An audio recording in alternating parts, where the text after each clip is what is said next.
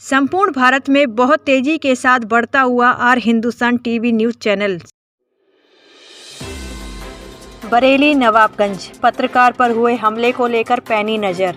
सामाजिक संस्था की प्रदेश अध्यक्ष iron lady advocate Sunita Gangwar ने बुलाई प्रेस कॉन्फ्रेंस में एडवोकेट सुनीता गंगवार ने जताया विरोध। साथ ही पत्रकारों को पूरा भरोसा दिलाया है कि संस्था पत्रकारों के साथ है।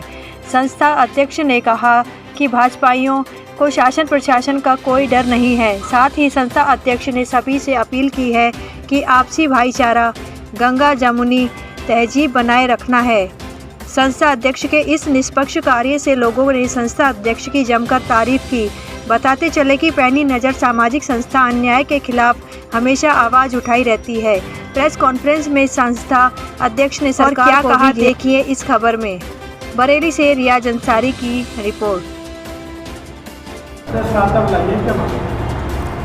आज ये प्रेस वार्ता मैंने बुलाई है। कल नवाबगंज क्षेत्र में जिला बरेली में एक ऐसी घटना घटी है यहाँ पर जिसको लेकर ये समझिए कि पूरी मानवता को शर्मसार करने वाली एक घटना घटी है। कल शाम यहाँ पर जैसी कि मुझे जानकारी मिली, उस पीड़ित द्वारा जो जानकारी मिली है कि एक पत्रकार को यहाँ रिचोला चौकी के पास में कुछ भाजपाइयों ने उसको बुरी तरह से मारा है।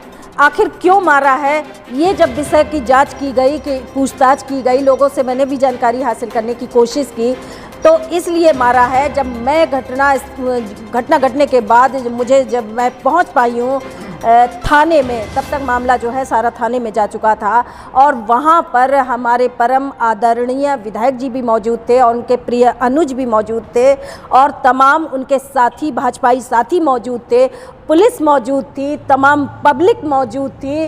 वहाँ पर जाकर जब मैंने पूछा कि आखिर मामला क्या था, एक पत्रकार को क्यों मारा गया, तो वहाँ से जवाब मुझे ये मिला। परम आदरणीय विधायक जी व उनके अनुज ने ये जवाब दिया कि ये लव जिहाद का मामला था और उनके जो साथी थे वो भी यही कह रहे थे लव जिहाद का मामला था।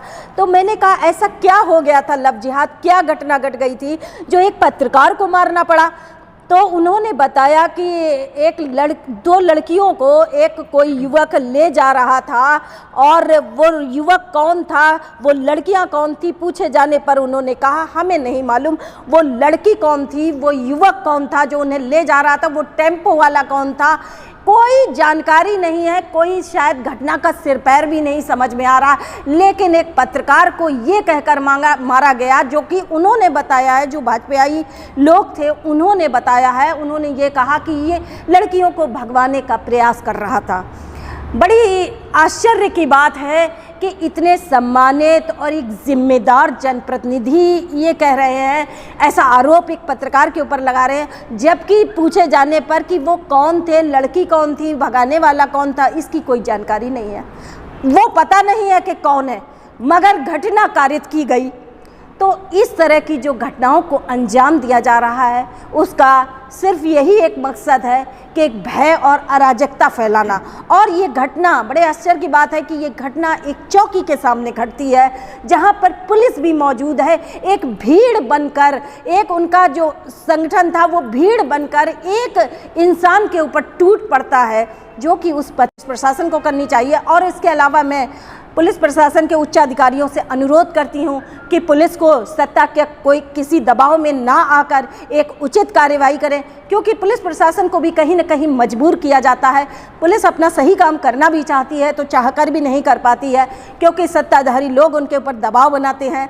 तो पुलिस प्रशासन बिना किसी दबाव के एक उचित कार्यवाही करते हुए पत्रकार को एक न्याय दिया जाए और ऐसे दबंगों के खिलाफ कड़ी से कड़ी कार्यवाही की जाए, ये संस्था की मांग है। पत्रकार को लेकर जो है विधायक जी ने कोई एक्शन लिया है? नहीं, अभी विधायक जी ने कोई एक्शन नहीं लिया, इसकी मुझे कोई जानकारी नहीं मिली है, क्योंकि माननीय विधायक जी से जो मेरा सामना हुआ था। हाँ, एक बात मैं और भी कहना चाहती हूँ कि जिस समय मैं थाने में गई थी उस समय हमारे परम आदरणीय विधायक जी व उनके अनुज और उनके साथी जितने भी लोग थे, मेरी बात पर, मेरे पूछे जाने पर इतनी तेज़ी से भड़के थे कि मेरी आवाज़ को दबाने का ऊंची आवाज़ में प्रयास किया था।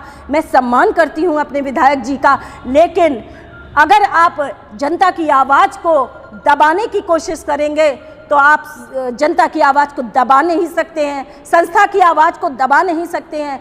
पैनी नज़र सामाजिक संस्था अन्याय के खिलाफ एक आवाज़ है और ये आवाज़ जब तक जिंदा हूँ तब तक ये आवाज़ कभी बंद नहीं हो सकती। मैं जनता के साथ खड़ी हूँ, मैं उन पीड़ित लोगों के साथ इंसाफ के लिए खड़ी हूँ। किसी संप्रदाय विशेष को, किसी धर्म को टारगेट बनाकर इस तरह की घटनाओं को अंजाम देना इंसानियत को शर्मसार करना है और इस पर हमें सोचना होगा। ये चंद लोग इस तरह की घटनाएं करते हैं और पूरी बिरादरी को, पूरे समाज को शर्मसार होना पड़ता है। इसलिए मेरे हिंदू भाइयों से, मेरा मुस्लिम भाइयों से अनुरोध है कि आप सहयोग कीजिए, संस्था को सहयोग कीजिए, एक अच्छी विचारधारा को आगे बढ़ाने में सहयोग कीजिए और इंसाफ की हम सब मिलकर मांग करेंगे। हमें एक खुशहाल नवाबगंज चाहिए, ना कि एक इस तरह का भय और आतंक युक्त नवाबगंज चाहिए। आज तक इतने अगर इस पत्रकार के साथ में इंसाफ नहीं होता है, उन दबंगों को के ऊपर सही कार्यवाही नहीं होती है, तो उस पत्रकार को इंसाफ दिलाने के लिए संस्था उच्चाधिकारियों से भी मिलेगी। जहां तक जाना पड़ेगा वहां तक संस्था जाएगी। इन समस्याओं से निपटने के लिए आपके पास कोई हल है? इस तरह की घटनाओं को रोकने के लिए? इस तरह की घटनाओं को रोकने के लिए मैं सरकार से अनुरोध कर रही हूँ, पुलिस के उच्च अधिकारियों से अनुरोध कर रही हूँ। किसान के ऊपर टूट पड़ता है जो कि उस पत्रकार को पूरा नवाबगंज क्षेत्र जानता है, जबकि उसके पिछले रिकॉर्ड में ऐसी कोई बात नहीं है। मैं भी उसे जानती हूँ, ऐसी कोई बात अब तक कोई संज्ञान में नहीं आई। आज इतना बड़ा आरोप एक पत्रकार के ऊपर लगा दिया जाता है। उसके अलावा मैंने ये भी मेरे संज्ञान में आया है कि वहाँ पर वही भीड़ जो मार रही थी, भाजपाई भीड़ थी, वो पुलिस के साथ भी धक्का मुक्की की। यानी कि भाजपाइयों को ना तो कानून का डर है, ना पुलिस प्रशासन का डर है, ना ही वो कानून में विश्वास रखते हैं, ना ही संविधान में विश्वास रखते हैं। यानी कि हर चीज़ का समाधान वो अपने हाथों से करना चाहते हैं, अपनी ताकत से करना चाहते हैं, अपनी सत्ता से करना चाहते हैं।